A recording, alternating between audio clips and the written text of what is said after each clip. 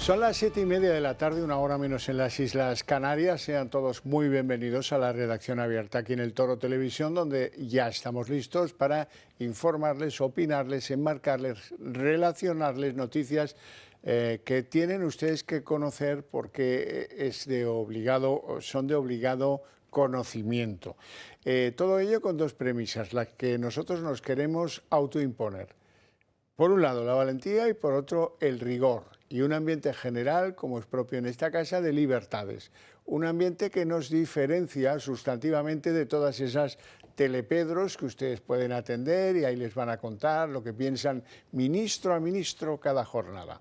Bueno, pues eso no es el caso. Nosotros basta con que estén unos minutos al tanto de nuestra señal, del programa, etcétera, para que vean que esto tiene un sabor diferente, fruto de esas tres circunstancias: la libertad, la valentía y el rigor. Bueno, vamos a empezar explicándoles algunas cosas del Interland internacional que han cambiado o están a punto de cambiar. Por un lado, ¿qué pasa en Oriente Medio? Pues tienen que saber que Israel ha reanudado, ha reanudado los bombardeos en Gaza.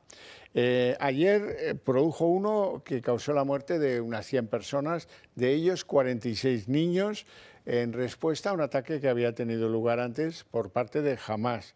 Luego, pues las posiciones oficiales de Israel decían que habían vuelto al alto el fuego, a la aplicación del alto el fuego, después de esa noche, la de ayer, de sangrientos bombardeos. Pero hoy, durante el día de hoy, han vuelto a bombardear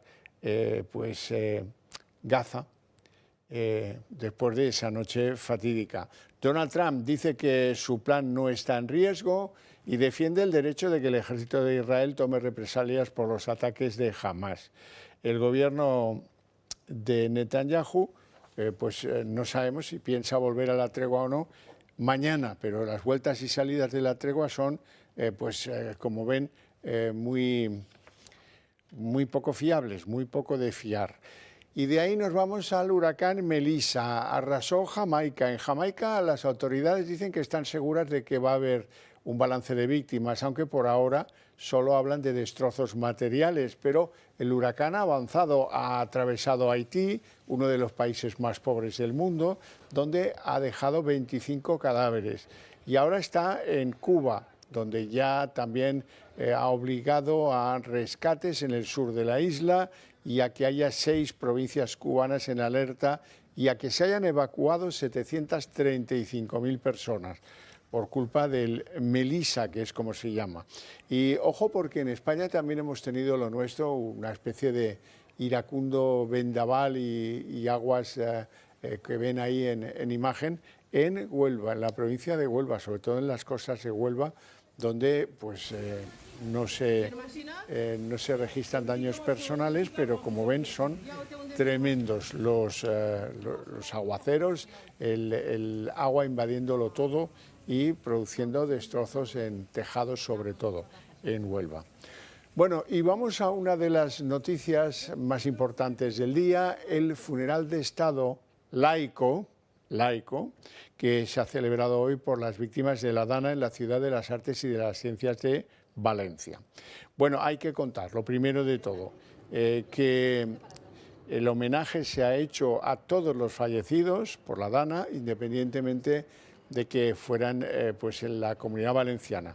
Esto significa que es un homenaje a 229 fallecidos en la Comunidad Valenciana, a 7 que perdieron la vida en Castilla-La Mancha, sobre todo en Letur, y a 1 en Andalucía, que casi siempre se olvida de los balances. ¿Qué ha pasado hoy en la Ciudad de las Artes y de las Ciencias? Bueno, pues ha habido varios rangos informativos interesantes. Insultos de algunos familiares de las víctimas a Mazón, que estaba presente en el acto, un acto restringido en el que los Reyes y Pedro Sánchez han mantenido un encuentro con algunas de las familias de estos fallecidos, es esto que ven ahora en sus pantallas. Y bueno, hay que decir que el funeral será el acto principal del aniversario del 29 de octubre y será declarado a futuro día de luto oficial en toda la Comunidad Valenciana. ¿Qué más ha pasado? Pues aparte de esa pérdida de nervios, con insultos descomunales para con Mazón, presidente valenciano. Han pasado muchas otras cosas. Vamos a ver, en primer lugar, tienen ustedes que saber algunas irregularidades que tuvieron lugar durante esos días en cuestión, donde se cuestiona mucho a Mazón, pero no se cuestiona que hubiera una reunión irregular en el búnker de la Moncloa del gobierno de Sánchez la misma noche de la Dana. No hay actas de esta reunión. ¿Cómo? No hay actas de esta reunión. No estaba la jefa de Seguridad Nacional. ¿Y a quién invitó Sánchez? Pues invitó a un comité de crisis en el que únicamente había cargos socialistas, en lugar de convocar a los órganos competentes, porque cuando estamos ante una dificultad de este calibre, pues no mandan los colores, Sánchez, lo que mandan son las personas designadas al frente de las instituciones, y esos no fueron convocados. Así es que si a Mazón lo persiguen por lo de la periodista en el Ventorro, a Sánchez lo tendrían que perseguir por la reunión de los expertos. Esto es como lo del Comité Científico de la Pandemia. Búscalo. Si lo encuentras, me los presentas. Bueno, ¿y aquí quién fue? ¿Los mariachis, que fueron para aprovechar y darse sobres de chistorra? ¿O cómo es esto? Solo socialistas, ¿eh? Que con los otros no nos ajuntamos, que decían los niños antes. Bien, Mazón es el protagonista, el que concita las iras de todo el mundo en este momento, bien alimentadas por los fuelles de la izquierda valenciana y nacional. Seguimos con las dudas sobre la agenda de Mazón. Ha pasado un año y todavía no tenemos claro qué es lo que pasó. Él ha hablado hoy, ha hecho una locución pública a las 12 de la mañana o una hora parecida a esa, en la que ha dicho que hubo cosas que debieron funcionar mejor. Y hasta ahí no ha reconocido nada más. Vamos a escucharle. Ha aprobado la declaración del 29 de octubre como Día de Recuerdo a las Víctimas de la Dana. Una jornada que, a partir de hoy, será de luto oficial en las 3 provincias. Hubo cosas que debieron funcionar mejor. Hoy no es el día para la confrontación, pero sí debemos reflexionar ante el desamparo que sintieron tantos valencianos, también los días posteriores, cuando fuimos conociendo la magnitud de una tragedia inabarcable. Tratamos de hacer lo mejor en una circunstancia inimaginable, pero en muchos casos no fue suficiente y hoy, de nuevo, debemos reconocerlo. Bueno, y ahora vamos a ver qué es lo que ha llevado a conclusiones ese juzgado de Catarroja que investiga lo que se produjo en la Dana y que tiene un marcadísimo carácter político. Y además de eso, les vamos a contar que Sánchez escondió pruebas de sus negligencias en la Dana porque así lo cuenta un medio de comunicación, El Debate. La investigación judicial sobre la Dana se ha convertido en una auténtica tormenta política y judicial. Tras un año de investigación, ahora Moncloa ha admitido la personalísima gestión de Sánchez. Según El Debate, el presidente escondió las pruebas de sus negligencias. Por ejemplo, Sánchez ocultó las llamadas realizadas a las comunidades aquella noche. Y también se ha admitido desde Moncloa que el presidente no tuvo en cuenta ningún informe o documento que hubiera sido puesto a su disposición antes de la catástrofe y que hubiera podido prevenirla. Mientras tanto, en el juzgado de Catarroja aún siguen sucediéndose los reproches y las acusaciones. Esta semana la causa ha dado un giro decisivo. Por primera vez, la Audiencia de Valencia abre la puerta a investigar al presidente de la Generalidad, Carlos Mazón, hasta ahora protegido por su condición de aforado. Mientras tanto, la instrucción sigue su curso. La más señalada, Salomé Pradas. Primero culpó a la Confederación Hidrográfica del Júcar, alegando que era su competencia vigilar los cauces. Pero los vídeos grabados por Emergencias demostraron lo contrario. Los técnicos le advirtieron aquella misma mañana de que era la Generalidad quien debía controlar los barrancos. También se descubrió que Pradas sí participó en la redacción del mensaje del Les Alert, pese a negarlo públicamente. Su defensa se apoyó en que la emergencia se dirigía a medias con la delegada del Gobierno, Pilar Bernabé, pero la jueza lo desmintió. Dijo que el mando era único de Pradas. Así, Bernabé esquivó la imputación, aunque su papel sigue bajo lupa. Fue una de las primeras en asegurar que Mazón llegó al CECOPI antes del envío del mensaje para cargar toda responsabilidad en el presidente de la Generalidad. Sin embargo, al final se comprobó que Mazón llegó 17 minutos después, cuando el Les Alert ya se había lanzado y las inundaciones estaban produciéndose. Otro de los señalados es el presidente de la Confederación del Júcar, el socialista Miguel Polo. Rompió su silencio ante la jueza asegurando que no informó antes porque no era relevante el aumento del caudal del Pollo. El correo con esos datos se envió a las 18:43, pero jamás llegó al CECOPI. En el punto de mira está también José Ángel Núñez, de AEMET. Durante meses negó haber dicho que la tormenta se desplazaría hacia Cuenca, como afirmó Mazón, pero las grabaciones entre Emergencias y AEMET demostraron que sí lo comunicó, y con exactitud, a las 11:26 de aquella mañana.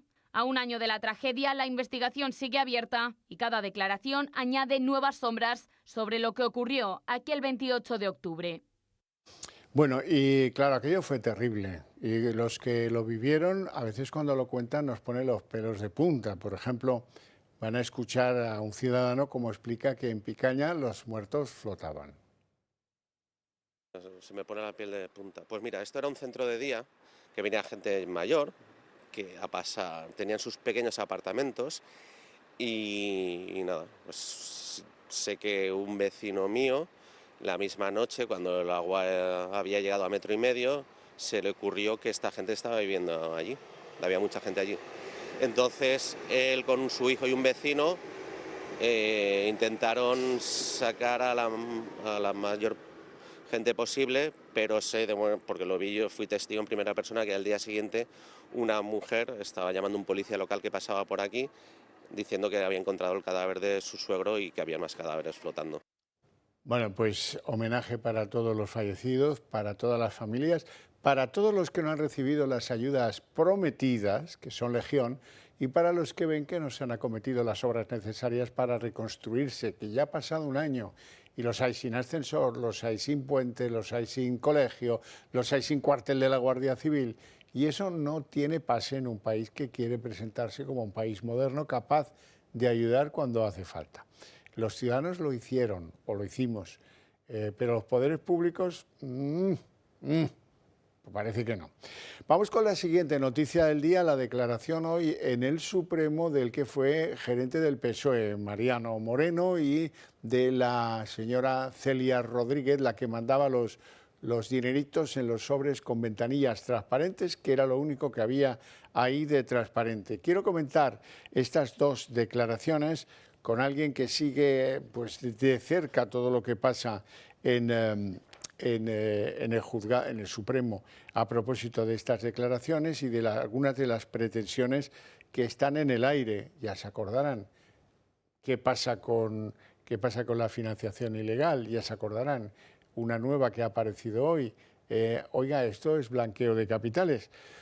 Don Luis María Pardo, muy buenas tardes, que ya está aquí con nosotros, presidente de Justicia Europa. Usted ha visto en directo estas declaraciones. A ver si yo me equivoco mucho, poco o nada. Para mí lo más relevante es que no se ha esclarecido en ningún sentido el origen del dinero. Bueno, el origen del dinero en principio sale de una cuenta de funcionamiento del partido, o que dicen que sale de esa cuenta de funcionamiento, y en la cual hacen las retiradas de ese 1 millón de euros que se ha descrito entre los años 2017 y en adelante. Pero claro, habría que preguntarse la cuenta de funcionamiento, cómo llega a tener esa cantidad de dinero y por qué se decide en un momento determinado que ese dinero sea traspasado a la cuenta de caja, o digamos en cash, a la sede del partido, y por qué luego al parecer todo indica que se adelantaba por parte de estas personas el dinero en efectivo y luego el partido hacía como una especie de reembolso, lo cual es llamativo. Es llamativo e insólito, porque nadie que administre un partido, pero es un llamativo sindicato, por una una sencilla empresa, razón, porque lo actúa lógico así. sería que se pagase en efectivo una dieta y que luego se justificara. Eso tendría algún sentido, ¿no? Pero no desde luego el sentido en el cual han querido dar de anticipo y luego el pago del anticipo.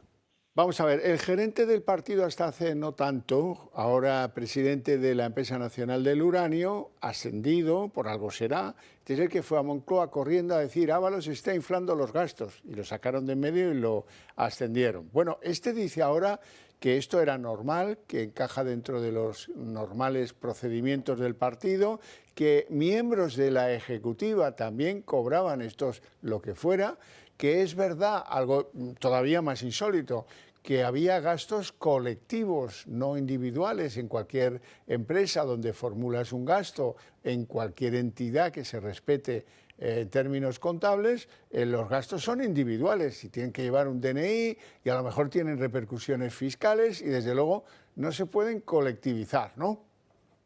Bueno, debería ser así, pero aquí sí que se colectiviza en algo tan abstracto como es Secretaría de Organización. Claro, la Secretaría de Organización y que después, al parecer, hemos conocido de que la gestión que se podría realizar por esa Secretaría de Organización no correspondía al secretario de Organización, sino correspondía a uno de los asesores del secretario de Organización, como era el señor Koldo. Entonces dices, bueno, pero entonces ¿cómo se justificaban los gastos? Es decir, el dinero que se pagaba o que se adelantaba, ¿de dónde provenía? Y otro dato interesante, creo que se ha llegado a decir de que algo así como que no se disponía de billetes grandes, ¿no? O de billetes... Sí, bueno, ahí hay una diferencia entre el gerente y Koldo. Koldo dice que sí, el gerente dice que no. Sí, hablan de 500 euros y de 200, no sé si de 100, pero eso es fácilmente acreditable en el furgón donde te dan el recibo de lo que te llevan, ¿no? En este caso, si te depositan 1 millón de euros, te dirán tantos billetes de 500, tantos billetes de 100, tantos billetes de 200. Bueno, la pregunta sería, si no había billetes de 500, ¿por qué aparecen billetes de 500? O si no había billetes de 200, ¿por qué aparecen billetes de 200 o de 100? Y otra de las grandes preguntas y de los grandes interrogantes que creo que han quedado hoy es, ¿a quién se pagó los otros 735.000 euros? Sí, sí, que no es poca cosa. Bueno, más interrogantes. Dice el magistrado instructor, escribe el magistrado instructor, que aún es peor, que aquí pueden haberse sustanciado posibles delitos de blanqueo de capitales. Claro, si tú le das en efectivo a Ábalos, Koldo y Cerdán, por ejemplo, les das en efectivo cantidades, se las estás blanqueando. Bueno, aquí sería lo siguiente, es decir, si presuntamente se utiliza el dinero y ellos pagan en efectivo, lo que no se entiende en primer orden es por qué el partido les devuelve en efectivo y no le hace transferencia. Esto ya no encaja en el puzzle. El segundo escalón es, al pagárselo en efectivo, ¿por qué tienen que adelantarlo y por qué había esas cantidades de dinero? El tercero, ¿por qué se le daba a Koldo la gestión? O sea, el cuarto, ¿por qué se dice que se justificaban con tickets, pero al parecer ha habido ahí como una especie de contradicción, como decir, bueno, pero ustedes fiscalizaban lo que se le entregaba. Y no. Entonces hay como un vacío, porque dicen, bueno, ¿qué tipo de tickets eran? ¿No? Pues eran de comida, eran de parking, bueno, pero se imputaban a una partida. Por ejemplo, para que la gente nos entienda, hay un mitin en Guadalajara, pues al mitin de Guadalajara se imputa pertenecientes a la Secretaría de Organización, Manolo, Paco, Luis, no sé quién, y los tickets relativos a las comidas, parkings, bueno, así debería ser. Claro, esto ha quedado en el aire, porque al final esto no se puede determinar. Es más, ha habido un momento en el cual yo creo que se ha podido llegar a hablar de confusión, ¿no? Aparte del típico horcajo, no me acuerdo, que ya sabes que en estas declaraciones es el eje principal es no me acuerdo o no tengo conocimiento. Sí, ha habido algo relevante. En un momento dado, Mariano Moreno ha llegado a decir que, hombre, no se fiscalizaban estos gastos por una razón de confianza hacia la figura del secretario de organización, fuera quien fuera, fuera Ábalos o fuera más tarde Santos Cerdán. Cosa que dices, bueno, Entonces, da por bueno el gerente que le daban ese dinero a Koldo y que ya Koldo se encargaba de repartir. Koldo, que no era nadie orgánicamente en el Partido Socialista, más allá de un militante, es completamente... Ya sé que han intentado seguir el guión de lo que va escribiendo al Supremo el PSOE, pero de verdad que no lo han conseguido. No, porque además, mira, en la secuencia de los hechos es, en julio se pide la documentación, el PSOE manda lo que le da la gana, manda un churro para que la gente nos entienda. Cuando sale el informe de la UCO, claro, el PSOE se asusta porque dice, uy, ¿qué ha aportado aquí la UCO? Y entonces reacciona y envía ahora ese listado Excel donde pretende justificar lo injustificable, porque hay uno de los sobres, al parecer, que no se justifican en los pagos. Pero aparte de eso, las declaraciones de los testigos lo que vienen a reafirmar es, yo creo, una duda más que razonable de por qué se efectuaban estos pagos en estas cantidades astronómicas en efectivo, cuando a todas luces existen las transferencias bancarias para la justificación de gastos, gastos que por otra parte venían, vamos a decir, justificados de aquella manera, generando una duda y en la cual el tesorero o el gerente del partido en ningún momento se llegó a plantear que podía haber estado o podía estar ocurriendo algo irregular dentro del partido que tendría que fiscalizarlo, porque eso podría llevar pues una sanción del Tribunal de Cuentas o incluso un reproche penal, ¿no? Claro, esto desde luego hoy no ha quedado resuelto y yo anticipo que creo que el magistrado instructor va a ordenar más diligencias al respecto. En la agenda de ese juzgado del Supremo, ¿hay algo previsto que a mí se me escapa? Pues que yo sepa, no. Pero No, ya sabes que no, los no, acontecimientos en Orcajo creo son que no. inmediatos y Creo que podemos no. tenerlo en las próximas horas. Yo creo que no, pero bueno, en cualquier caso esperar y ver, porque las providencias se escriben muy deprisa y funcionan muy efectivamente. Don Luis María Pardo, un placer enorme tenerte en el programa, no te quiero entretener más, te mando un fuerte abrazo, te deseo una feliz tarde. Otro para vosotros, muchas gracias y un abrazo muy fuerte a todas las víctimas que perdieron a un ser querido o propiedades en La Dana. Por supuesto, gracias. Gracias en su nombre. Bueno, nosotros tenemos que hablar de drogas. Ya sabéis que es un tema que me parece muy peliagudo, que tenemos que conseguir, os lo digo siempre, que juntos obliguemos a los partidos políticos a meter el codo en el asunto, a pergeñar medidas que nos hagan ser menos esclavos de la droga y más libres, y que nuestra sociedad se libere de este desastre. Hay algunos países que lo están haciendo y lo tenían incluso peor que nosotros. Por ejemplo, van a ver imágenes de las 4 embarcaciones que los americanos se cargaron con drones en el Caribe. Es una decisión del presidente Trump, y cuando ven una embarcación sospechosa que, en fin, que deben tener su información, ¿verdad?, pues se la cargan y desaparece 4, fueron el mismo día. Bueno, pues esa es una manera, un poco, si quieren, definitiva a lo Trump, pero hay otros países donde la droga también es un problemón increíble. Por ejemplo, Brasil, donde las favelas de Río de Janeiro tuvo lugar una operación antidroga, ojo con el tema, es una operación antidroga, que produjo 64 muertos y más de 80 detenidos en las colinas de las favelas de Río de Janeiro. Fue una operación, como ven, bastante salvaje. Yo no pido que se mate a nadie, lo que pido es que pues hay que ponerse en serio. En España hay que ponerse en serio, porque fíjense lo que lleva la droga siempre, en cualquier país del mundo, detrás. Mucho dinero, muchos delitos añadidos, muchas armas, mucha corrupción, mucho blanqueo, mucha basura, que hace que la sociedad, en el mejor de los casos, se pervierta un poco y en el peor de los casos pase a ser controlada por las bandas de narcotraficantes. Bueno, esta es la policía de Brasil en ese trabajo contra la droga en las favelas.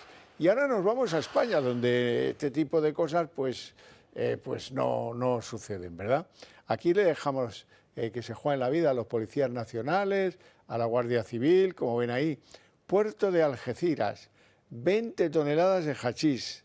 ¿Procedente de dónde? De Marruecos, donde hay 120.000 hectáreas de plantaciones de hachís.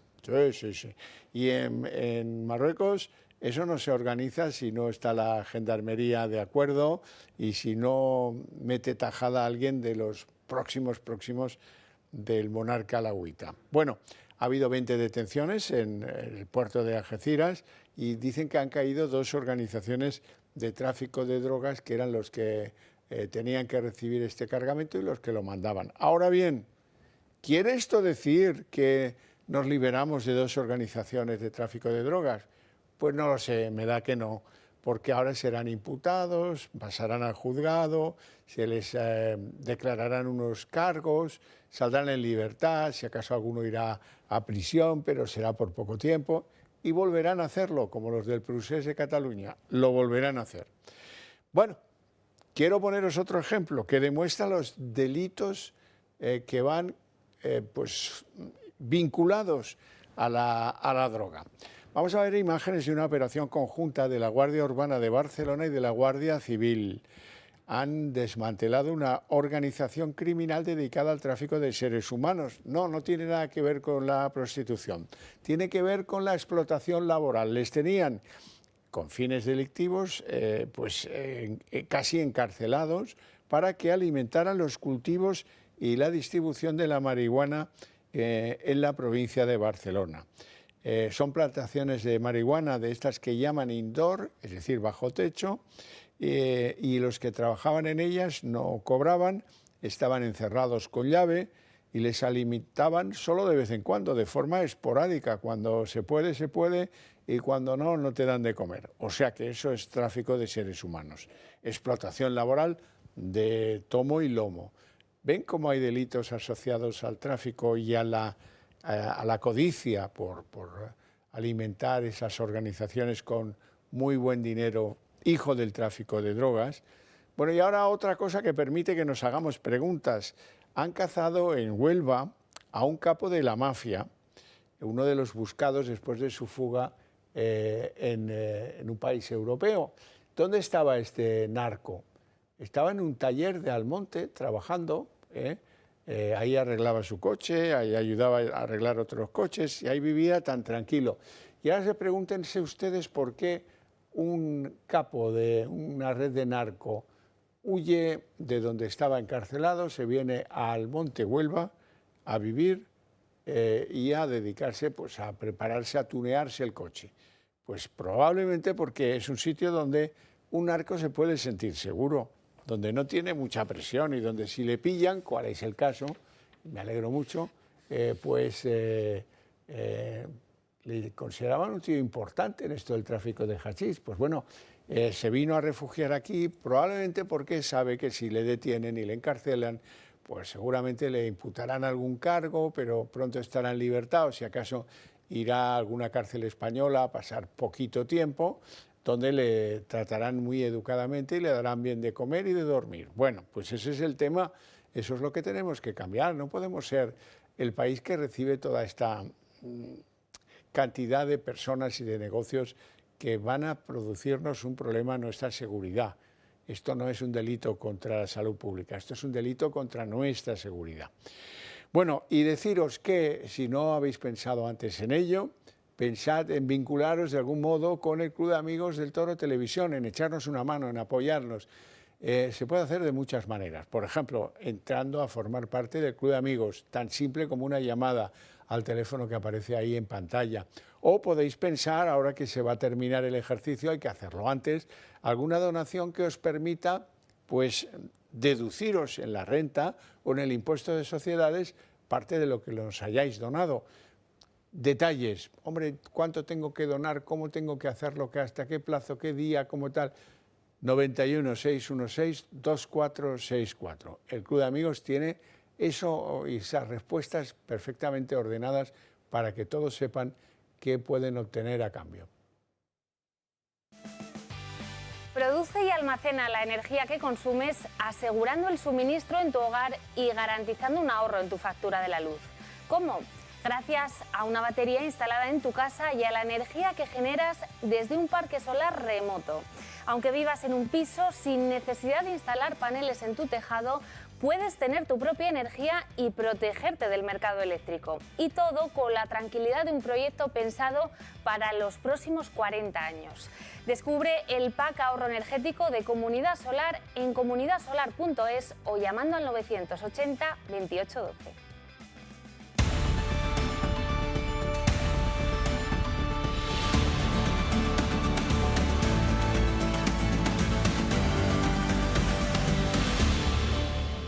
Son las 8:03, jóvenes minutos, momento en el que abrimos nuestra mesa de análisis político. De momento, con un solo invitado, don Roberto Granda, ya me acompaña aquí, periodista, hombre serio, cabal, puntual. Buenas tardes. Y un poco dolido por lo del Oviedo del otro día. Sí, pero bueno, uno ya lo acepta con resignación. ¿Has podido ver el funeral laico en el...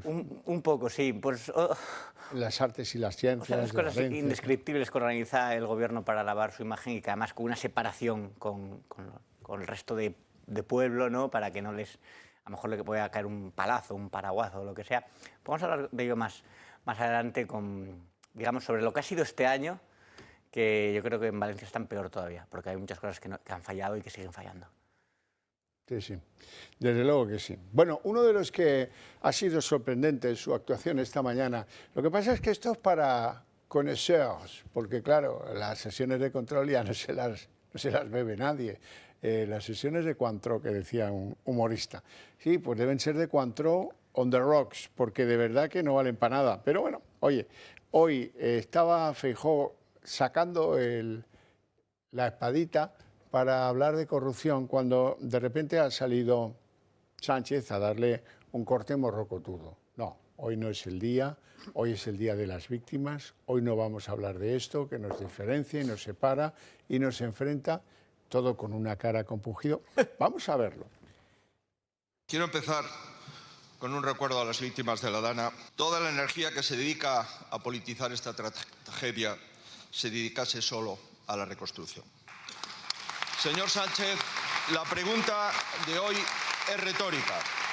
¿Piensa decir la verdad mañana en la comisión de investigación del Senado o va a seguir haciendo de Pedro Sánchez? Hoy es el día para la empatía, para el recuerdo, para la memoria de las víctimas, para el compromiso con la comunidad valenciana, y ya tendremos ocasión de hablar de estas cuestiones y de otras muchas. Es una pena, señor Sánchez, que hoy hace un año usted y su grupo, cuando pedimos suspender el Pleno, que ustedes volviesen otra vez a la Cámara para asaltar Radio Televisión Española, cuando las víctimas se estaban muriendo. Miente más que su CIS y que su Televisión Española.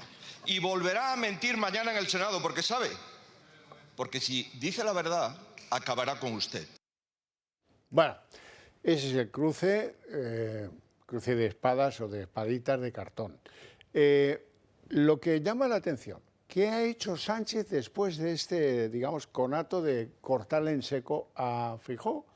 Pues responder preguntas políticas, ya se olvidó de las víctimas, del duelo, del funeral, de todo eso, y le ha respondido al PNV, le ha respondido a Junts, le ha respondido a Podemos, preguntas de carácter político las que no le ha querido responder a Feijóo y a nadie de la oposición. De ahí que para que ustedes vean en manos de quién estamos.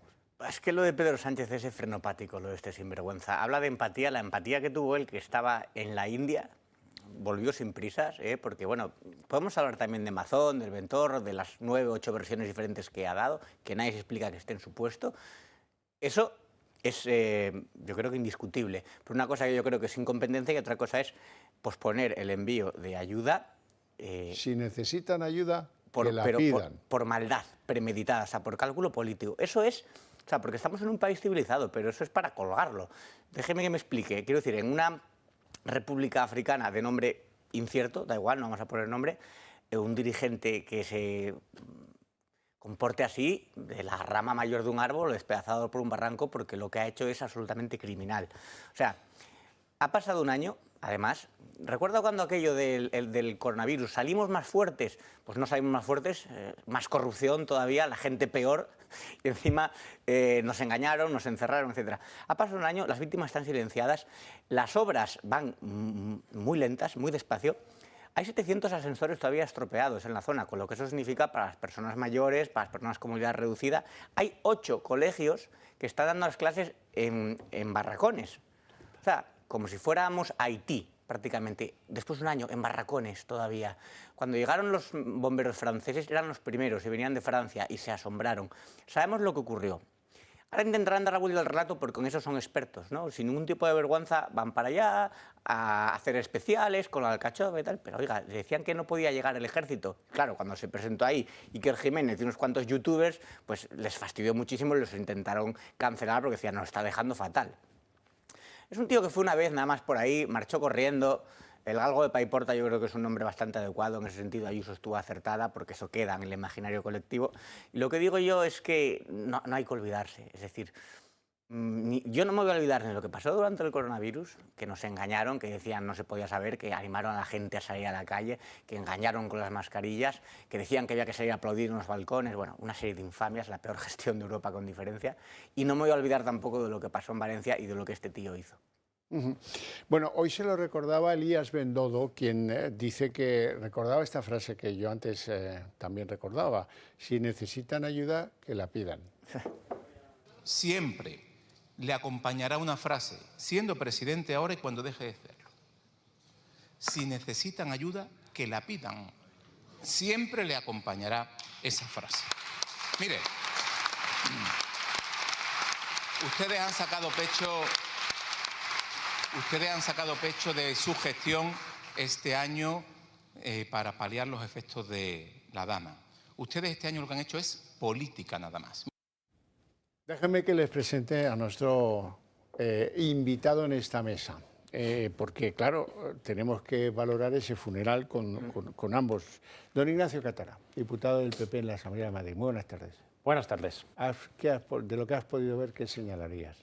Bueno, lo primero, una pequeña sensación agridulce de saber que en cualquier sitio, incluso en un funeral solemne de Estado como esto, cuando está presente Sánchez, siempre intenta sacar una ganancia y algo de propaganda socialista.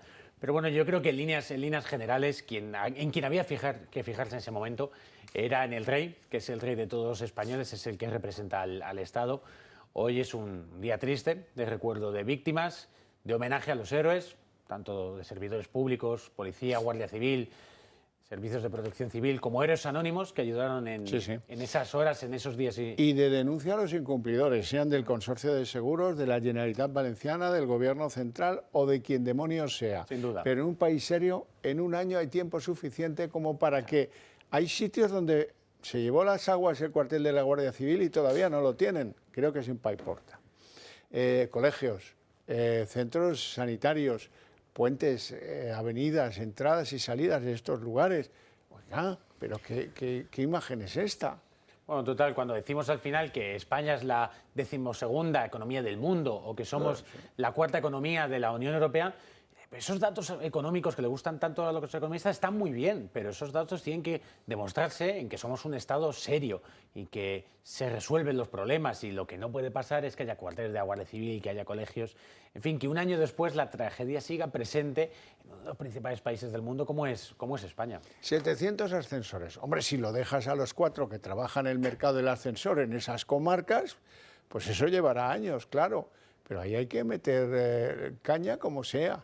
Y desde luego que la gente que se le prometieron ayudas, que cumplan y que las reciban, porque de otro modo pues estamos doblemente en deuda con ellos, y de eso hay que hablar hoy. Me gustaría profundizar un poco en el concepto funeral de Estado laico, porque vamos a ver, en la Constitución España es un país aconfesional, pero España es un país culturalmente católico, eso es evidente. Ahí están todas nuestras festividades, todas nuestras costumbres, más allá de las creencias de cada uno. Entonces, es como lo de los bautizos laicos. ¿Qué haces? ¿Le echas un poco de agua al anjarón, al crío por encima? O sea, me parecen cosas que o se hacen bien o no se hacen. ¿Es que hacerlo bien es la forma católica? No, oiga, pero es que un funeral tiene precisamente esa visión, ¿no? Es como una boda o es como una comunión. Si es una comunión laica, que le das una galleta Oreo, porque claro, la hostia tiene que ser consagrada, si no, no es una comunión. Entonces, lo de funeral de Estado laico es una memez más, porque si quieres hacer un funeral lo haces bien y los que quieran ir vayan, los que no sean creyentes no van, como cuando pues tú vas a cualquier otro funeral que la gente, independientemente de sus creencias, va por lo que significa, por el acto, por el respeto y por la trascendencia que tiene. Por eso digo que funeral laico me parece una contradicción de términos. Bueno, vamos a abordar nuestro primer asunto, un homenaje que le ha querido hacer un juez experimentado, ya jubilado, juez que fue de la Audiencia Nacional, Manuel García Castellón. Hablaba hoy del juez Peinado, el juez que instruye el asunto de Begoña Gómez, y lo hacía en estos términos.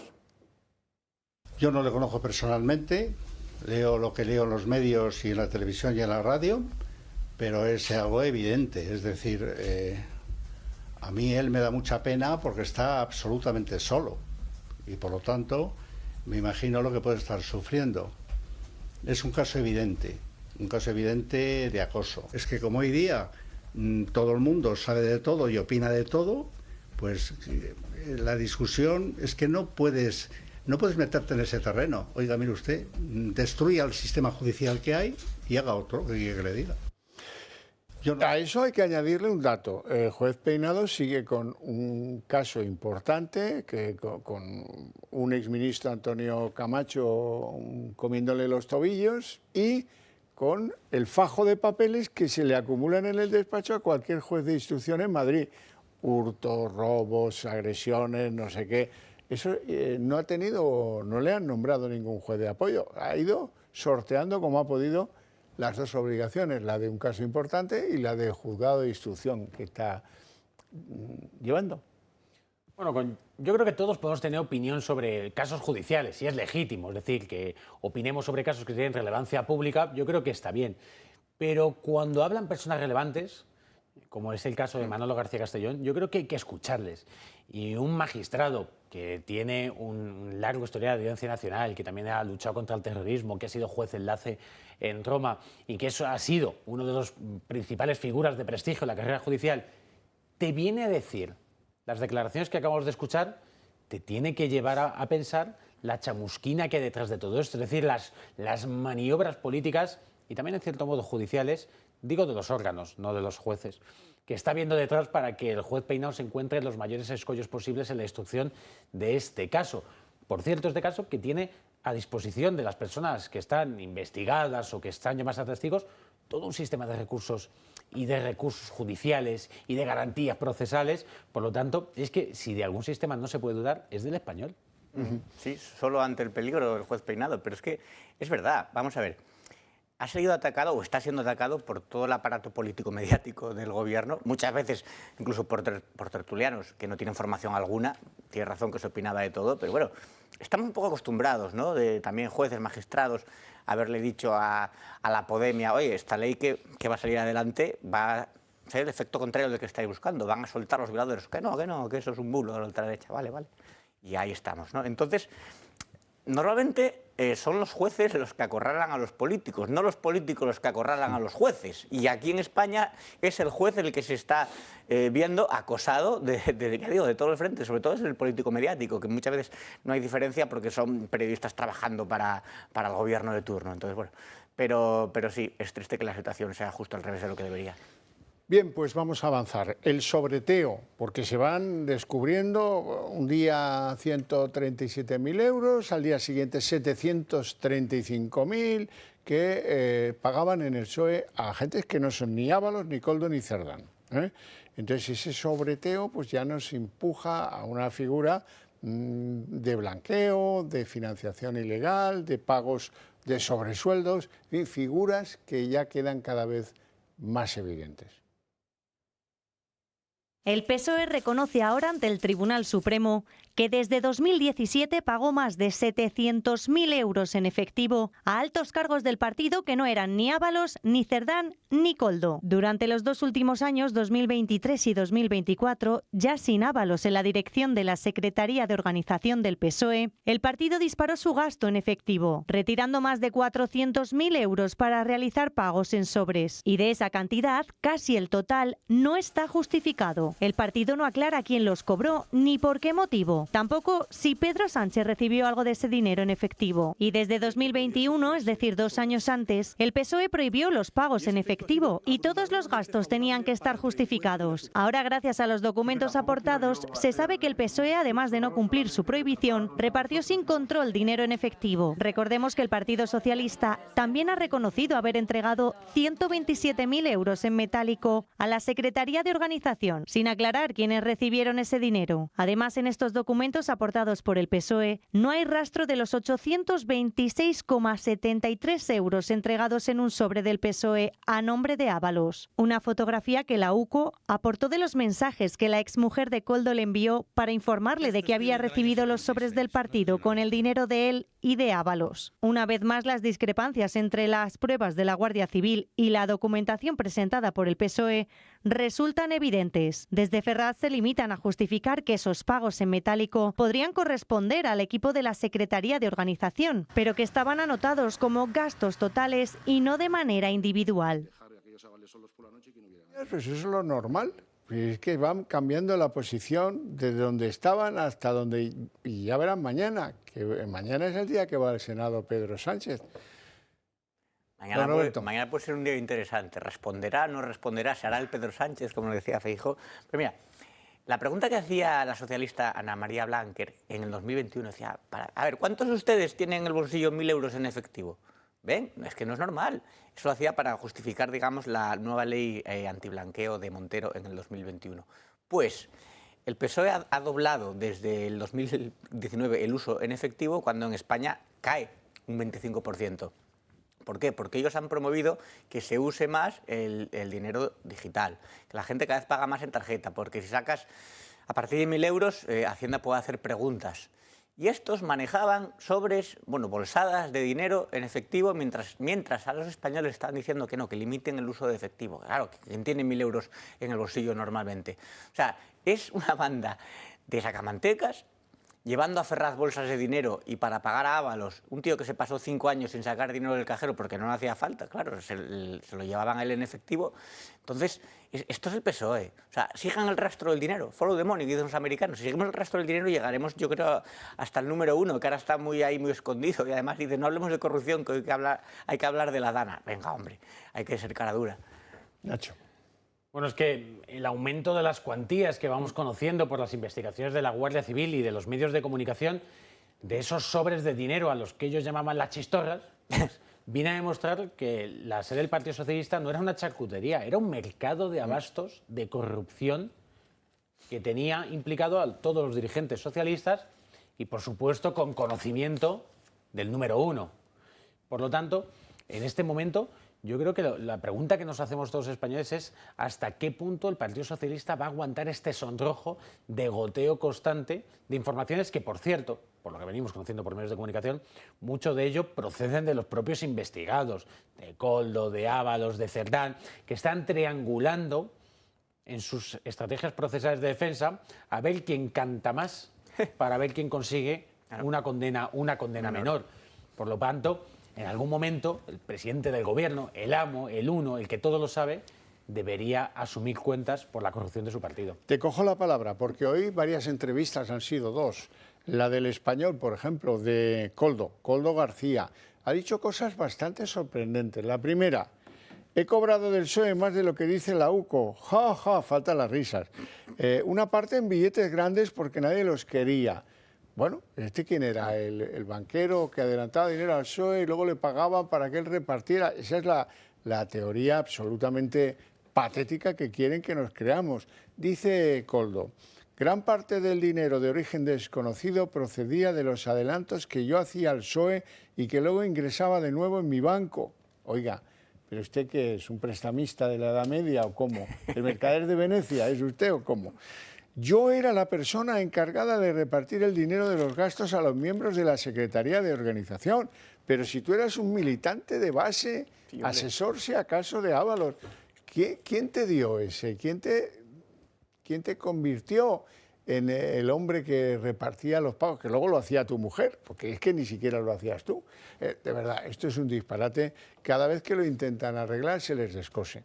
Por cierto, había billetes grandes, que luego escucharemos al gerente, a Mariano Moreno, decir que no, billetes grandes nunca. Pausa de publicidad, 2 minutos y estamos de vuelta.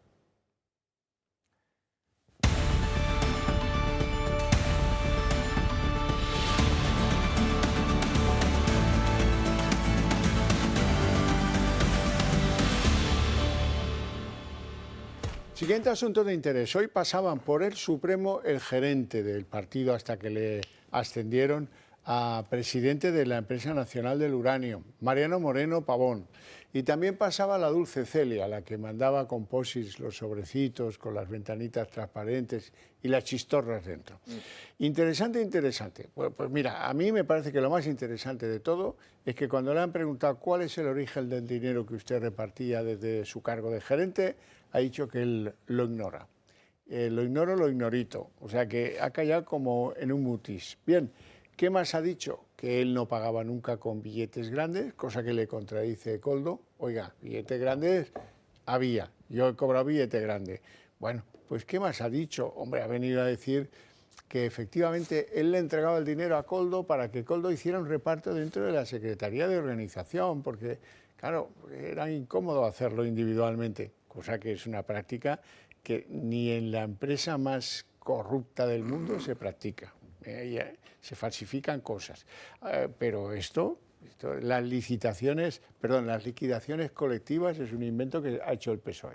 Hasta donde yo alcanzo, en cualquier empresa por la que yo he pasado, me hacían firmar, tenían mi DNI, estudiaban si eso tenía impacto fiscal, desde luego iba a mi nombre y si lo cobraba, por cierto, no al día siguiente, como parece que es el caso, resulta que, oye, aquí en el PSOE había una confianza. Ha dicho Mariano Moreno, ha dicho, no, hombre, a veces los gastos no se fiscalizaban bien, porque como los hacía la Secretaría de Organización, que tenía la confianza del partido, pues como si fuera el hijo del dueño, ¿para qué vamos a fiscalizar? Bueno, ha sido maravilloso. Y Celia ha perdido la memoria. Yo no sé, yo no me acuerdo, yo no tengo ni idea. Pobrecita, si solo era una trabajadora del PSOE, del área de contabilidad. Venga, vamos a verlo. Mariano Moreno, el exgerente del PSOE, y Celia Rodríguez, empleada de la Secretaría de Organización del partido, han seguido al pie de la letra la versión de Ferraz en el Supremo. Citados para declarar ante el juez Leopoldo Puente, ambos han negado la posible existencia de una caja B en el PSOE, así como una posible contabilidad opaca en el partido. Eso sí, ambos han puesto el foco en Koldo García. Dicen que el exasesor de Ábalos era el encargado de recoger y repartir los sobres con dinero en efectivo y que los pagos correspondían a la Secretaría de Organización del partido, en aquel momento dirigida por José Luis Ábalos. También han puesto en entredicho la viabilidad de los pagos en efectivo. Moreno ha admitido que ignora la procedencia del dinero en efectivo y que él no supervisaba al detalle cada liquidación que hacía Koldo García, mientras que Celia Rodríguez habla directamente de descontrol. Dice que Ferraz ha operado durante muchos años con un sistema de pagos carentes de controles básicos de trazabilidad. Celia Rodríguez señala que las facturas carecían de identificación nominal y que ella misma guardaba el dinero en el cajón de su despacho sin mecanismo de custodia formales. El PSOE mantuvo esta gestión desde 2017 y hasta al menos 2024, aunque miembros del partido lo nieguen. Celia ha vuelto a reiterar que los pagos en efectivo cesaron en 2021 y que no recuerda pagos en años posteriores. Sin embargo, el Ministerio Fiscal tiene documentación que desmiente a Ferraz y que acredita al menos 15 liquidaciones en metálico a Santos Cerdán entre 2023 y 2024 por importes superiores a los 3.000 y 4.000 euros. Los soles, las chistorras y las lechugas también han estado sobre la mesa. Moreno ha negado que él manejase billetes de 500 en Ferraz. Sin embargo, en las conversaciones intervenidas se menciona que Ábalos y Koldo podrían haber operado con efectivo de procedencia desconocida usando los polémicos apelativos. La cuestión de si existe o no la posible caja B en el PSOE sigue en el aire, pero la UCO es contundente al respecto. Hay sobres con dinero en efectivo que no cuadran con la contabilidad facilitada por el PSOE al Ministerio Fiscal. Dos cositas que añadir. El juez escribe que a él le parece que hay indicios para sospechar de un delito de blanqueo. que es una nueva opción sobre la mesa. Y, por otra parte, ¿alguien se cree que uno que es un simple militante, por muy asesor que sea de Ábalos, va a ser la persona que adelanta dinero a pagos al PSOE, que luego recibe y luego reparte? No parece, ¿verdad? No parece. Me permite que le haga un matiz. Decía antes que usted cree que ni en la empresa más corrupta de España se hacen este tipo de cosas. Bueno, es que en opinión de muchos españoles, la empresa más corrupta de España es el Partido Socialista Obrero Español, donde era necesario que esto estuviese así, porque con estos, en fin, estos fraudes, estos sobres que iban y que venían, estas cuentas sin anotar en ningún sitio, no es que se pagasen los salarios de padres honrados y trabajadores que, bueno, pues llevaban un sueldo a su casa. Es que con esto se pagaba prostitución, se pagaban pisos donde se ejercía la prostitución, se pagaban mordidas, se cobraban mordidas, se pagaba droga, se pagaba fiestas locas del Tito Berni en los peores momentos de la pandemia. Es que esa es la razón de ser de este oscurantismo y de este sistema, que no era solamente para pagar, nos podría parecer mal, sueldos de trabajadores, era para pagar las juergas golfas y la vida disoluta que siempre, por cierto, acompaña a los casos de corrupción socialista. Dice que desconocen el origen del dinero, pero a lo mejor viene de la máquina de imprimir billetes de la que hablaba Eduardo Garzón, que comentaba eso. El hermano de Alberto, que es la paradoja de los hermanos Garzón, que el hermano tonto son los dos. Bueno, fíjate si España es el país de las oportunidades, que alguien como Koldo, que viene de ser un portero de puticlub, ha llegado a ser mano derecha en una organización criminal. Sí, repartidor, ¿eh? Claro, como en Los Soprano. Pero tienes razón una cosa, los billetes grandes son más incómodos porque a la hora de cambiarlos, o sea, tú no pagas un cartón de leche o un café en un bar con un billete de 500, a lo mejor en un restaurante, una comida grande y tal, pero a la hora de lo que es darles salida son más incómodos. Luego hay que ver quién es el que sale antes, es decir, en estos tres que están investigados en el triunvirato de Koldo, Santos Cerdán y Ábalos, el que antes salga, el que antes tenga beneficios, el que antes quede libre, es el que ha pactado, es el que más ha hablado. El triunvirato del Peugeot. Sí, el triunvirato del Peugeot, con el que falta uno más. Y luego, claro, vivimos en un país donde el número 2 del PSOE lleva 6 meses en prisión preventiva.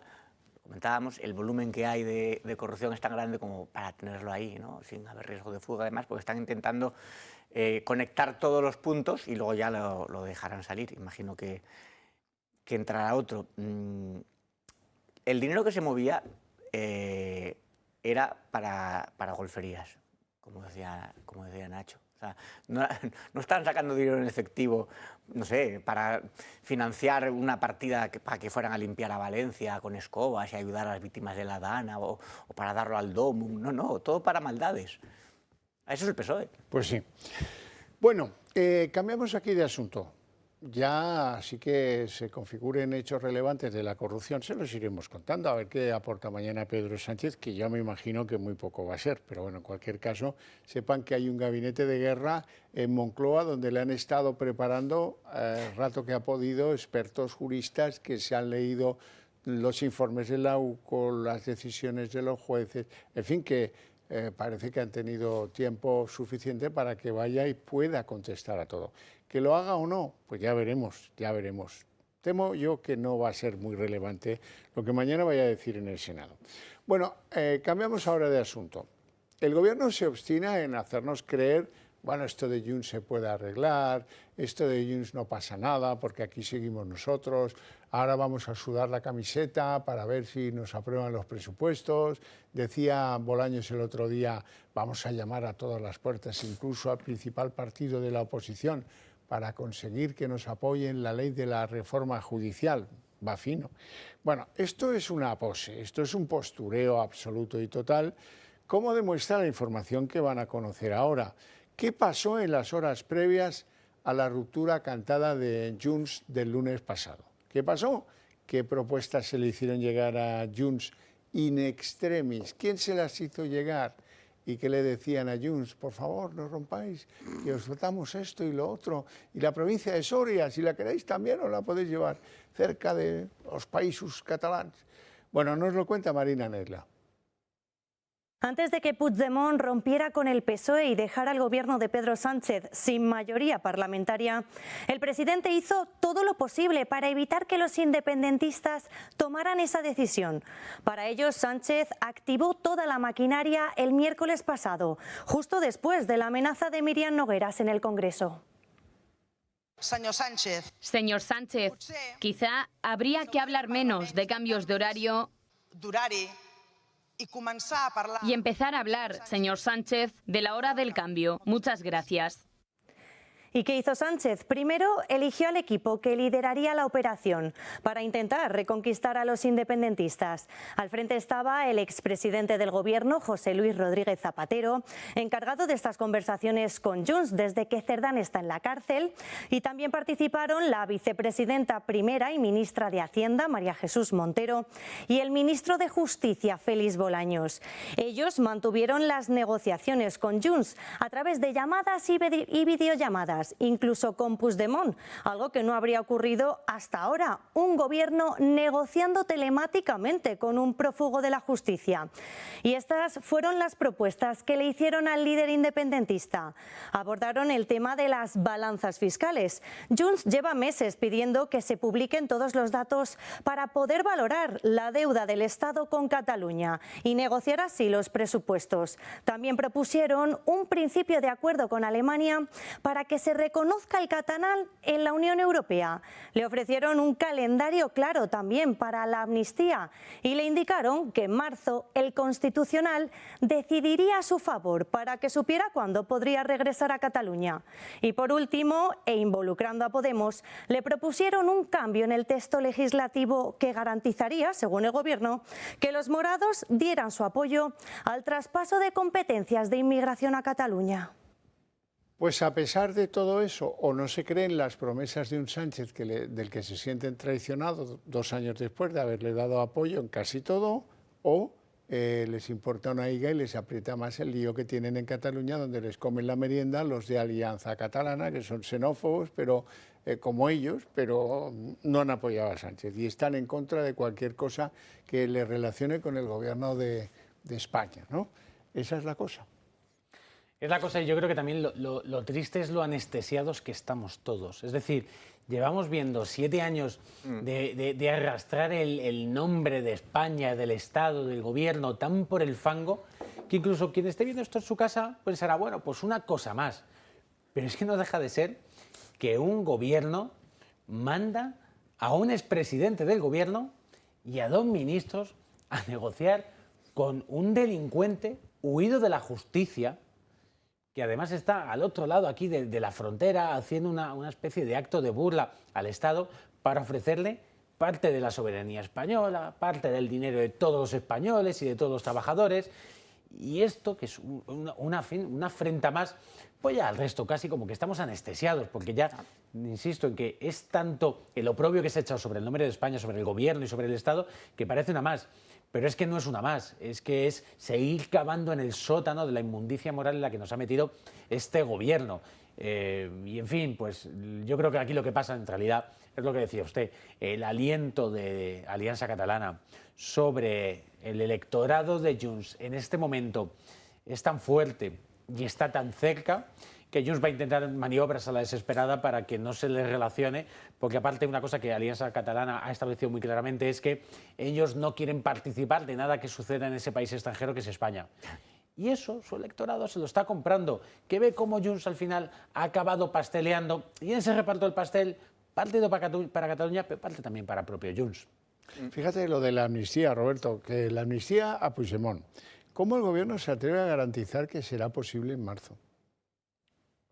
Y desde luego, no sé si es la primera vez que lo hace, porque como las conversaciones han sido siempre secretito, pues no lo sabemos, pero es fácil que a la vista está. Si no quieren ni negociar esa última propuesta de ultimísima hora de Zapatero y los otros 2, es porque ya deben considerar que les han hecho esa propuesta muchas veces y que no la han cumplido nunca. Es tristísimo ver así a un gobierno arrastrado, porque al final arrastra a todos los españoles, el gobierno de España, casi suplicando, por favor, no rompáis con nosotros, os damos lo que pidáis, les falta ofrecer un tributo de sangre. Han llevado allí a todos, a Zapatero, a la Yoli, a Santos Cerdán, ahora va Montero, Bolaños. Es verdad que Zapatero está más acostumbrado a dialogar con delincuentes, ¿no? Es sí, muy cercano del narcoterrorista asesino de Maduro, o sea que, pero cuando tú hipotecas tu legislatura a unos golpistas, al final los golpistas te acaban agarrando por las partes nobles, que es lo que está ocurriendo. Pero me parece una humillación, sobre todo por toda la gente en Cataluña no nacionalista que han luchado durante todos estos años del proceso para intentar tener su espacio de libertad en las escuelas, en la calle, y también el resto de españoles, porque dar un golpe de Estado contra la soberanía nacional, contra la integridad territorial, afecta a todos. Si Cataluña se independiza por las malas, te están quitando una parte de tu país. Respecto a la alianza catalana, lo único que tienen es que tienen un discurso anti-inmigración con el tema del Islam, pero es que son igual de nacionalistas, de ultranacionalistas y profundamente anti-españoles que Junts. Sí, y ahí está Bueno, eso es lo que les hace atractivos para el elector indepe, que es el que tenía antes Junts y ahora parece que hereda la alcaldesa de Ripoll. Por cierto, que ese es el ofertorio que hacía el PSOE desesperadamente durante el fin de semana previo a la ruptura. Pero Puigdemont no se cortó un pelo. El lunes a las 5 de la tarde salió y dijo, es que, mire usted, es que hace 2 años en los acuerdos de Ginebra pues nos prometieron que se hablaría de autodeterminación sin represión.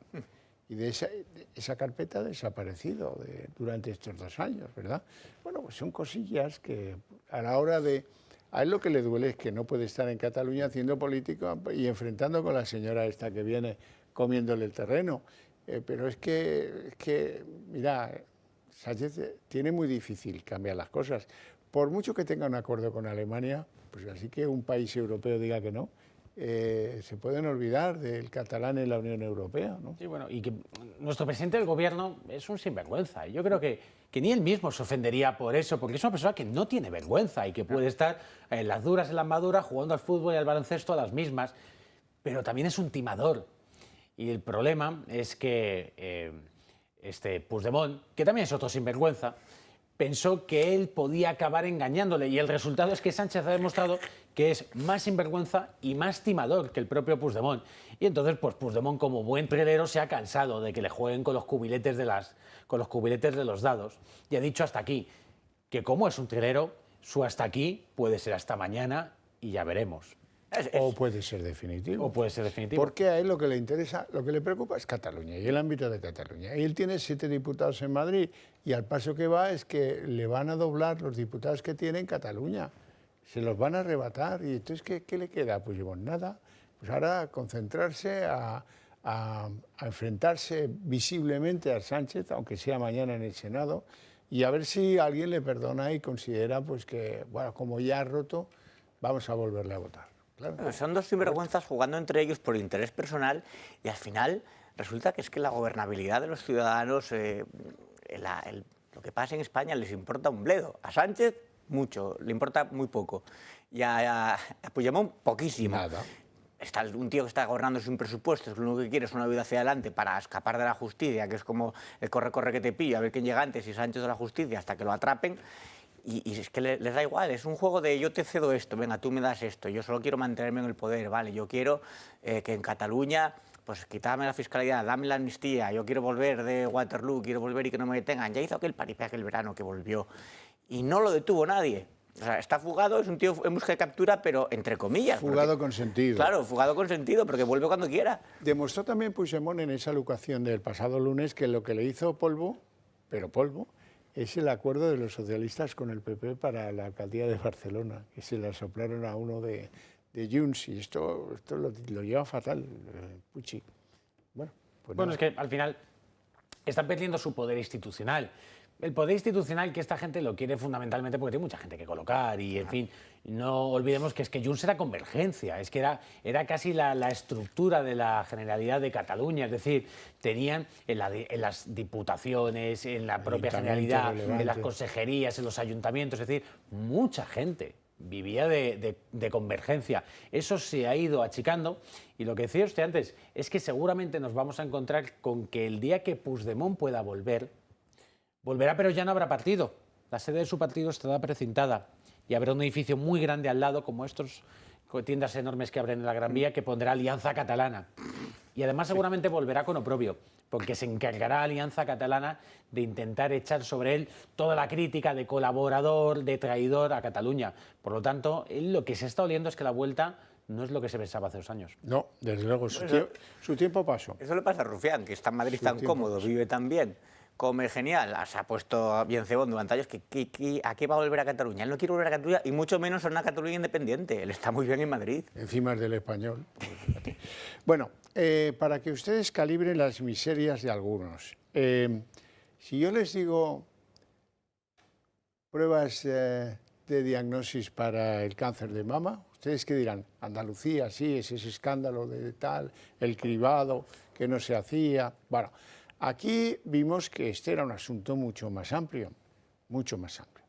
Tuvimos una entrevista aquí con alguien que nos desvelaba lo que había pasado en Castilla-La Mancha, de cómo el gobierno Paje en un hospital en Talavera había dejado un número de mujeres que entonces se evaluaban en cerca de 3.000. Bueno, hoy lo que les puedo contar es que son 8.000 esas mujeres, las que fueron, pues, no recibieron las pruebas, el resultado de las pruebas que ya se habían hecho. Hablamos aquí de todo eso y nos contaron que la empresa que tenía que hacer estos cribados en Talavera de la Reina, pues quebró, de repente quebró y dejó de comunicar los resultados de los cribados a esas mujeres, ¿no?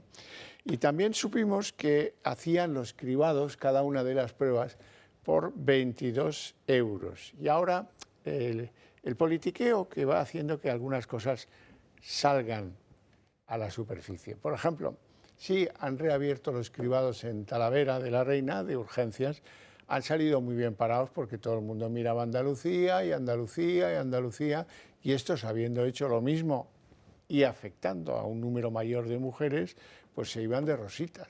Pero en el irse de rositas han estado hábiles porque han adjudicado a toda prisa a una empresa para que haga los cribados a toda velocidad.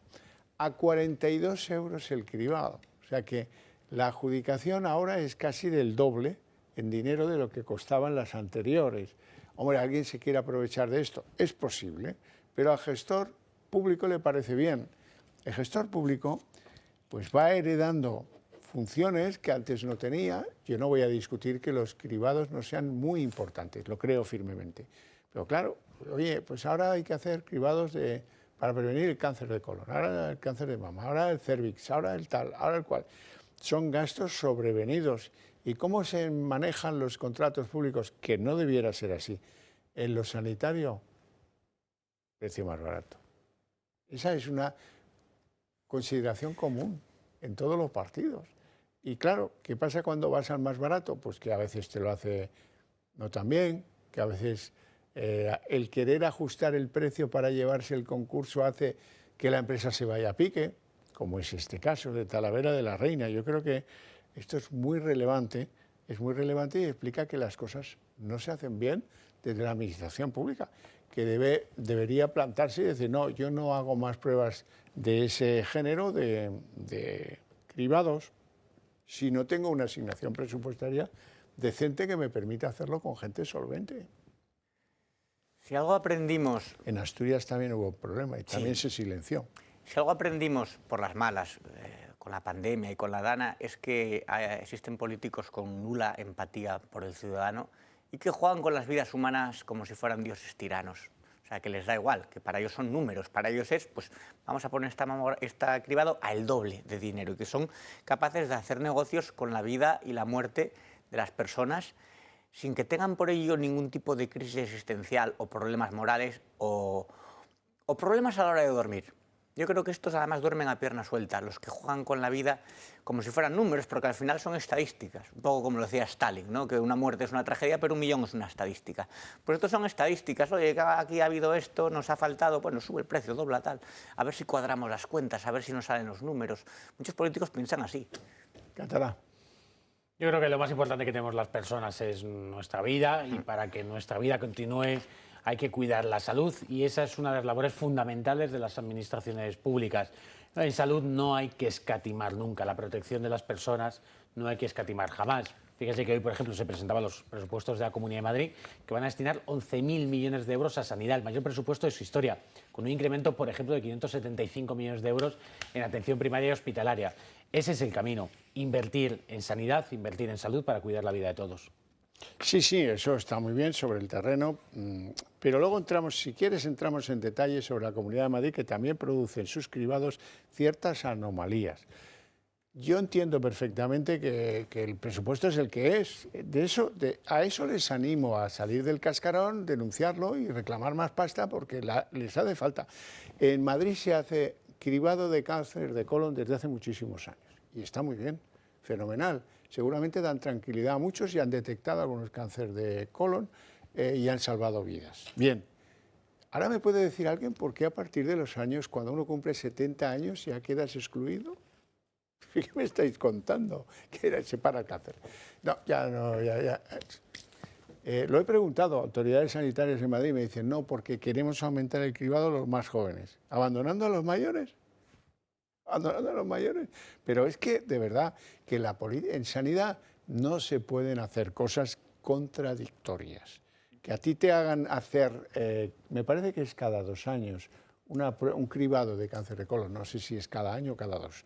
Y a partir de los 70 te digan, bueno, ha sido un placer, no ha tenido usted cáncer de colon hasta ahora y mucha suerte con el futuro. Eso no tiene el menor sentido, no puede ser.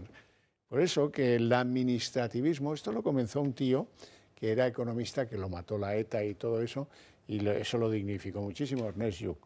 Ernest Lluch era el típico economista que tomaba decisiones sanitarias. No, las decisiones sanitarias se tienen que remitir a un presupuesto, de acuerdo, pero no son los criterios economicistas de decir, a ver, ¿a quién dejo sin cribados para poder meter a gente con edad más joven? Porque es que se presentan cada vez con gente más joven los cánceres de colon. Bien, vale, pues entonces que eso sea universal desde los 35 o los 40 años, pero que no, pues ha cumplido 70, este está amortizado, fuera. Pues así es como están haciendo las cosas. Por necesidades presupuestarias, seguro, pero hombre, que no nos den vaca por buey, que ya somos mayorcitos, ¿no?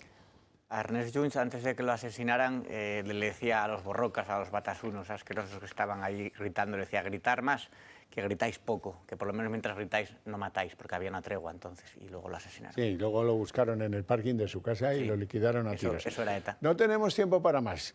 Si acaso, para que yo agradezca a mis invitados su presencia en el programa y sus opiniones, y a ustedes su interés y su paciencia. Eso sí, para ustedes yo sí que tengo premio. El día en 30 minutos, a la vuelta de publicidad.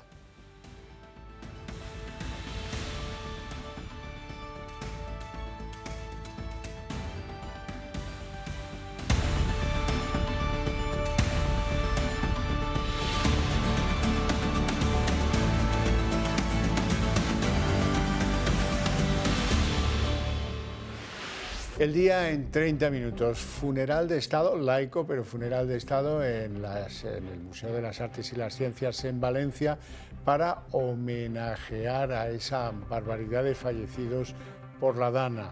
En la Comunidad Valenciana fueron 229 los fallecidos, 7 más en Castilla-La Mancha y 1 en Andalucía.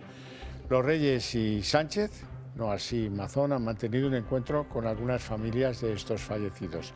El funeral será el acto principal del primer aniversario del 29 de octubre, declarado a partir de ahora día de luto oficial en toda la Comunidad Valenciana.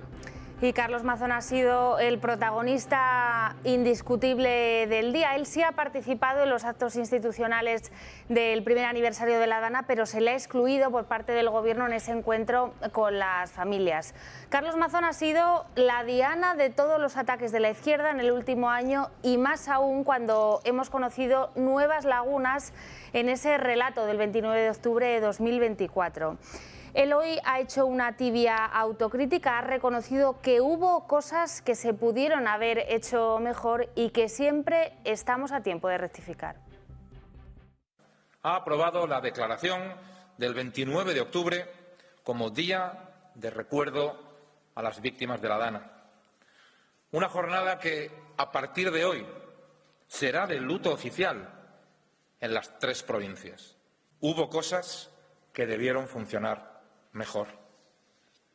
Hoy no es el día para la confrontación, pero sí debemos reflexionar ante el desamparo que sintieron tantos valencianos. Un año después quedan muchas cosas todavía por hacer, en todos los órdenes, desde ascensores en lo privado a cuarteles de la Guardia Civil, colegios e instituciones imprescindibles para la normalidad. Y además queda algo pendiente, aclarar la responsabilidad del Barranco del Pollo, porque el Barranco del Pollo, sépanlo, dispone de un sensor que está a la altura de Ribarroja, que ofrece datos cada 5 minutos sobre el caudal circulante.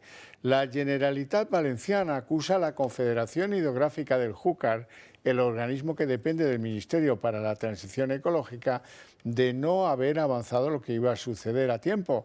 El Gobierno de Valencia llama apagón informativo el que tuvo lugar en esos servicios de ofrecer el caudal que baja por el Barranco del Pollo.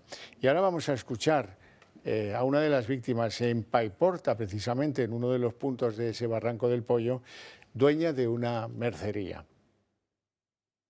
Detrás del mostrador se recuerda todos los días, porque una clienta te comenta una cosa, otra, y está siempre candente. Abrimos unas circunstancias espectaculares. Teníamos mostrador, que se pudo comprar, pero claro, los almacenes también tienen aún poco género, porque claro, también están intentando ellos remontar y algunos cerrar.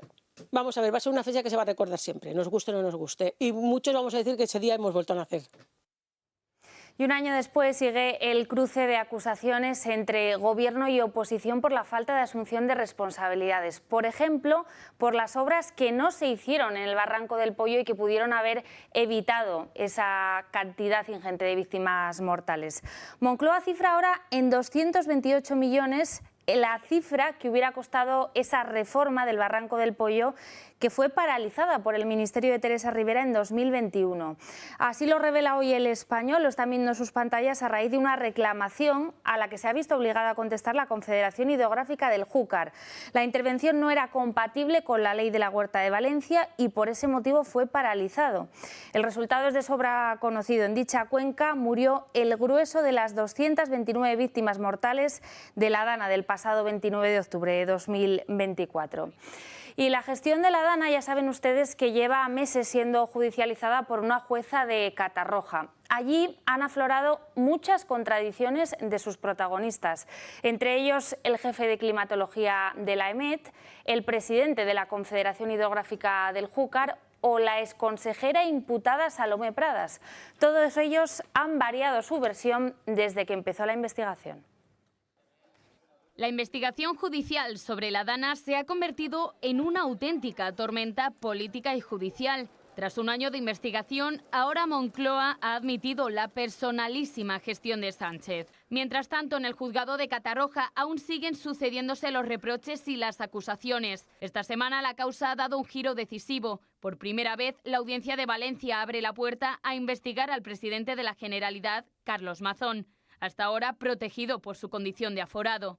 Mientras tanto, la instrucción sigue su curso. La más señalada, Salomé Pradas. Primero culpó a la Confederación Hidrográfica del Júcar, alegando que era su competencia vigilar los cauces. Pero los vídeos grabados por Emergencias demostraron lo contrario. Los técnicos le advirtieron aquella misma mañana de que era la Generalidad quien debía controlar los barrancos. También se descubrió que Pradas sí participó en la redacción del mensaje del Les Alert, pese a negarlo públicamente. Su defensa se apoyó en que la emergencia se dirigía a medias con la delegada del Gobierno, Pilar Bernabé, pero la jueza lo desmintió. Dijo que el mando era único de Pradas. Así, Bernabé esquivó la imputación, aunque su papel sigue bajo lupa. Fue una de las primeras en asegurar que Mazón llegó al CECOPI antes del envío del mensaje para cargar toda responsabilidad en el presidente de la Generalidad. Sin embargo, al final se comprobó que Mazón llegó 17 minutos después, cuando el Les Alert ya se había lanzado y las inundaciones estaban produciéndose. Otro de los señalados es el presidente de la Confederación del Júcar, el socialista Miguel Polo. rompió su silencio ante la jueza asegurando que no informó antes porque no era relevante el aumento del caudal del pollo. El correo con esos datos se envió a las 18:43, pero jamás llegó al CECOPI. En el punto de mira está también José Ángel Núñez, de AEMET. Durante meses negó haber dicho que la tormenta se desplazaría hacia Cuenca, como afirmó Mazón, pero las grabaciones entre Emergencias y AEMET demostraron que sí lo comunicó, y con exactitud, a las 11:26 de aquella mañana. Sucedía esta mañana en el Congreso, en la sesión de control al Gobierno. Sánchez se zafaba de las incómodas preguntas sobre la corrupción que le dirigía Alberto Núñez Feijóo y le espetaba al líder de la oposición. Hoy no es el día. Ponía cara de circunstancias y se amparaba bajo el aniversario de la tragedia. Poco después, sin embargo, Sánchez sí atendía preguntas políticas, de todos menos de la oposición. Ha atendido preguntas políticas del PNV, de Junts, de Podemos. En fin, parece que la hora de la política es un interruptor que funciona a gusto del presidente del Gobierno. Señor Sánchez, la pregunta de hoy es retórica. ¿Piensa decir la verdad mañana en la Comisión de Investigación del Senado o va a seguir haciendo de Pedro Sánchez? Hoy es el día para la empatía, para el recuerdo, para la memoria de las víctimas, para el compromiso con la Comunitat Valenciana y ya tendremos ocasión de hablar de estas cuestiones y de otras muchas. Y aquí de vuelta a España otra vez ha pasado por el Supremo el tesorero del Partido Socialista en la época de Ábalos, Mariano Moreno. Allí ha señalado directamente a Koldo García como la persona encargada de gestionar todos los cobros en metálico de la Secretaría de Organización del partido. Todo ello pese a que en aquella época Koldo García era un simple asesor del Ministerio de Transportes, que poco tenía que ver con esa Secretaría de Organización. Su declaración aflora asimismo descontrol en la trazabilidad de esos pagos, cuyo origen Moreno no ha sido capaz de definir. El juez Leopoldo Puente ya investiga un posible delito de blanqueo. Mariano Moreno, el exgerente del PSOE, y Celia Rodríguez, empleada de la Secretaría de Organización del partido, han seguido al pie de la letra la versión de Ferraz en el Supremo. Citados para declarar ante el juez Leopoldo Puente, ambos han negado la posible existencia de una caja B en el PSOE, así como una posible contabilidad opaca en el partido. Eso sí, ambos han puesto el foco en Koldo García. Dicen que el exasesor de Ábalos era el encargado de recoger y repartir los sobres con dinero en efectivo y que los pagos correspondían a la Secretaría de Organización del partido, en aquel momento dirigida por José Luis Ábalos. También han puesto en entredicho la viabilidad de los pagos en efectivo. Moreno ha admitido que ignora la procedencia del dinero en efectivo y que él no supervisaba al detalle cada liquidación que hacía Koldo García, mientras que Celia Rodríguez habla directamente de descontrol. Dice que Ferraz ha operado durante muchos años con un sistema de pagos carentes de controles básicos de trazabilidad. Celia Rodríguez señala que las facturas carecían de identificación nominal y que ella misma guardaba el dinero en el cajón de su despacho sin mecanismo de custodia formales. El PSOE mantuvo esta gestión desde 2017 y hasta al menos 2024, aunque miembros del partido lo nieguen. Celia ha vuelto a reiterar que los pagos en efectivo cesaron en 2021 y que no recuerda pagos en años posteriores. Sin embargo, el Ministerio Fiscal tiene documentación que desmiente a Ferraz y que acredita al menos 15 liquidaciones en metálico a Santos Cerdán entre 2023 y 2024 por importes superiores a los 3.000 y 4.000 euros. Los soles, las chistorras y las lechugas también han estado sobre la mesa. Moreno ha negado que él manejase billetes de 500 en Ferraz. Sin embargo, en las conversaciones intervenidas se menciona que Ábalos y Koldo podrían haber operado con efectivo de procedencia desconocida usando los polémicos apelativos. La cuestión de si existe o no la posible caja B en el PSOE sigue en el aire, pero la UCO es contundente al respecto. Hay sobres con dinero en efectivo que no cuadran con la contabilidad facilitada por el PSOE al Ministerio Fiscal. Y en una entrevista, Koldo García asegura que cobró mucho más dinero en metálico del que sospecha la UCO. El exasesor de Ábalos ratifica la versión de Mariano Moreno de que era el encargado de repartir el dinero entre el equipo del exministro, pero asegura que llegó a cobrar en billetes de 500, desmintiendo así al extesorero socialista. Este martes, justamente, el PSOE entregó en el Tribunal Supremo documentación que reconocía ya pagos de hasta 127.000 euros a todo el equipo de la Secretaría de Organización. Sin embargo, se han descubierto nuevos pagos, esta vez de más de 400.000 euros pagados en metálico también a miembros de la Ejecutiva Socialista, que no son ni Ábalos ni Cerdán, ni siquiera el asesor Koldo García. Además, se ha descubierto que el sobre de Ábalos, que ha sido objeto de diversas fotografías en diferentes medios digitales, pues fue descubierto por la UCO, pero no figura en absoluto en la contabilidad que el PSOE ha entregado al Supremo.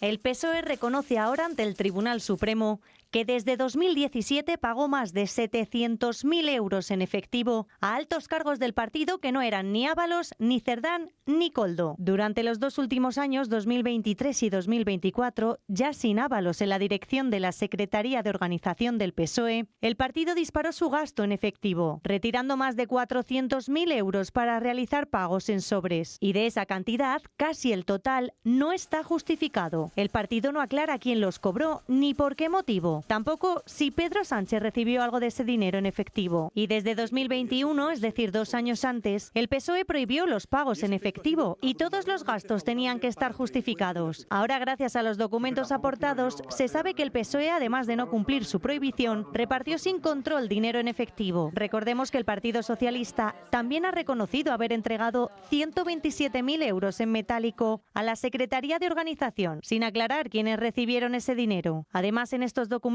aportados por el PSOE, no hay rastro de los 826,73 euros entregados en un sobre del PSOE a nombre de Ábalos. Una fotografía que la UCO aportó de los mensajes que la exmujer de Koldo le envió para informarle de que había recibido los sobres del partido con el dinero de él y de Ábalos. Una vez más, las discrepancias entre las pruebas de la Guardia Civil y la documentación presentada por el PSOE resultan evidentes. Desde Ferraz se limitan a justificar que esos pagos en metálico podrían corresponder al equipo de la Secretaría de Organización, pero que estaban anotados como gastos totales y no de manera individual. Hoy ha declarado que fuera gerente del PSOE, Mariano Moreno, en el Supremo. Y para que no nos perdamos con una declaración que lo que persigue es, o lo que procura es mantener el relato actual del PSOE, pues vamos a lo mollar, a lo importante. Lo importante es que él guarda silencio sobre el origen del dinero que luego repartía en esos sobres de efectivo, incluso a miembros de la Ejecutiva distintos de Ábalos, Koldo y Cerdán. Ese silencio mantiene como posible un presunto delito de financiación ilegal por parte del partido de Sánchez. Luego es una cuestión menor si el gerente repartía billetes grandes o billetes chicos. Él dice que no repartía billetes grandes. Koldo García, en entrevistas periodísticas, lo desmiente. Dice el gerente que Koldo sigue, que recibía el dinero de toda el área de la Secretaría de Organización para repartirlo. El gerente también da por bueno que se practicaran liquidaciones colectivas a la Secretaría de Organización a través de Koldo, que no era nadie en el partido, si acaso era un asesor de Ábalos. Ese mecanismo de liquidación colectiva es una innovación contable para cualquiera que gestione las cuentas de una empresa, de un sindicato, de un partido, de lo que ustedes quieran. El gerente y Koldo coinciden, eso sí, en que no se verificaban los gastos correspondientes a esas entregas.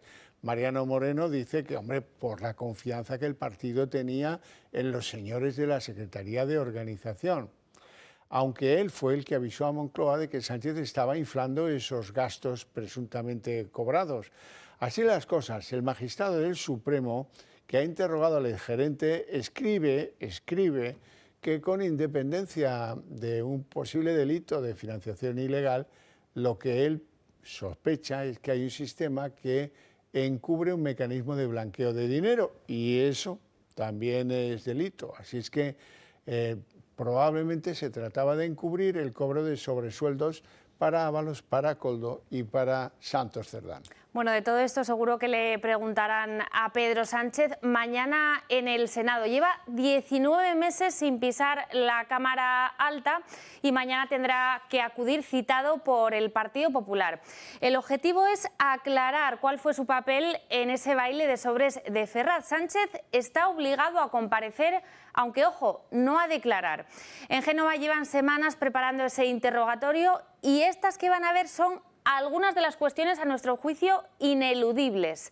En primer lugar, cobró Sánchez en metálico siendo secretario general del partido. ¿Cuál es el origen de esa contabilidad paralela?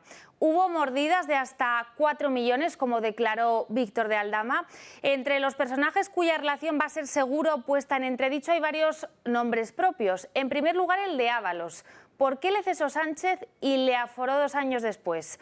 Contrató a Leire Díez para tapar sus trapos sucios y sobre el exgerente que hoy ha declarado, Mariano Moreno, compró el presidente su silencio colocándole al frente de Nusa. Todo eso lo sabremos quizás en el día de mañana. Y en la página internacional, Israel ha vuelto a bombardear Gaza. Ya saben que ayer bombardearon en la noche y causaron 100 muertos, de ellos 46 niños, en la mayor masacre israelí después del alto el fuego. Tel Aviv argumenta que se trata de respuestas a ataques previos de Hamas.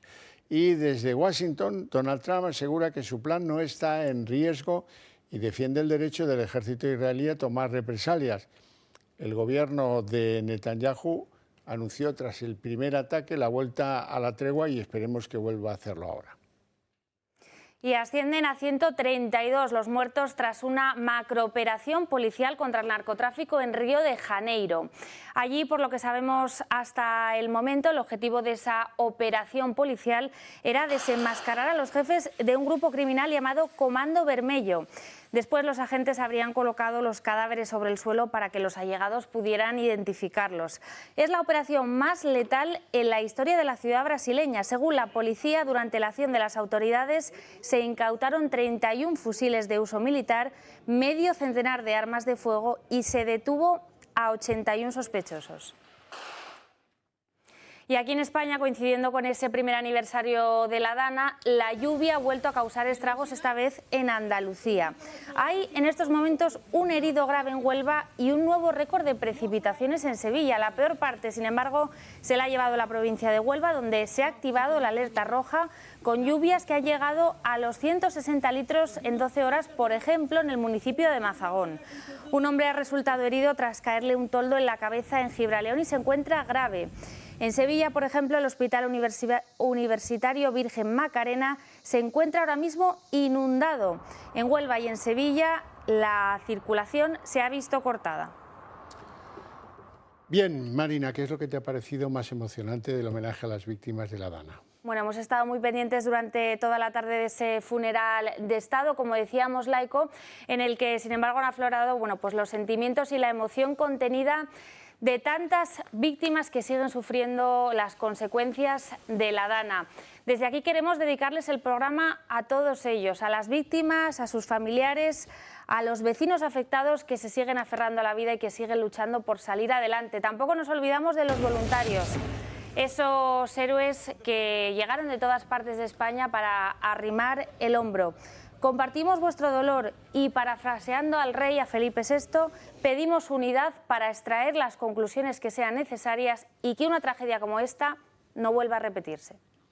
O sobre todo que se repare en lo monetario y en lo efectivo que puede devolverles la vida útil y práctica que tenían antes de la Dana. Hasta aquí el día en 30 minutos. Les deseamos una feliz noche a todos, especialmente a los que decidan continuar con la señal del Toro Televisión. Un abrazo a todas las víctimas de la Dana y les dejamos con Sandro Meco. Hasta mañana.